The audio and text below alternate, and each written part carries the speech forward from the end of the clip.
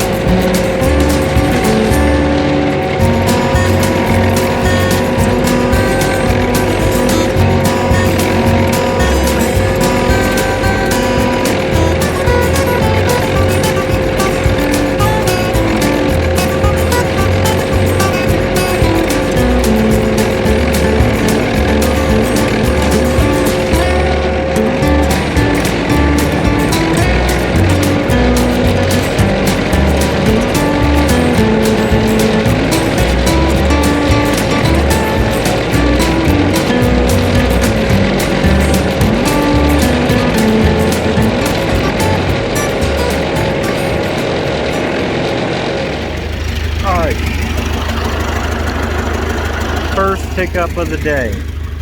So hopefully you can hear me over the tractor. I'm still dealing with you know, old rust and stuff like that in the tank.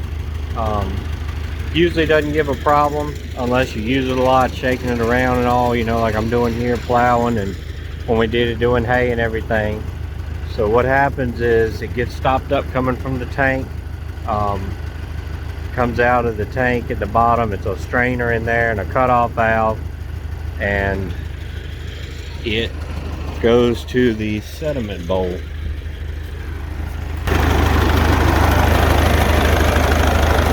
out here, goes down this line into the sediment bowl. So that gets stopped up. So I cut the fuel off, dumped the sediment bowl, cleaned it out, took the line loose, made sure that it was, you know, turned the fuel on, made sure it was stopped up, and it was. So I took the line loose from where it goes into the sediment bowl and spun it around where I could get to it, and I don't have an air compressor out here, so I just blowed through it. And to keep from getting a mouthful of fuel, what I did was have the fuel cut off, you know, started blowing through it, and then cut it on while I was blowing through it, and then cut it back off while I was still blowing, because if you stop, then you're going to get a mouthful of diesel fuel and it doesn't taste that great. So there we go, we're running now. Always keep one of these around. So the Perkins engine in this thing, you don't want to spray a lot of that in there, but what I do after you know, fill the sediment bowl back up and all that stuff primed up, a lot of times it still won't start off of that, and instead of, you know, priming the filters, you know, bleeding the injector lines and all that stuff, I just spray a little bit of that in there to get her going, and so far it's worked every time. Just a couple squirts of that. Once it starts, it'll start picking the fuel back up itself, and we'll be going again.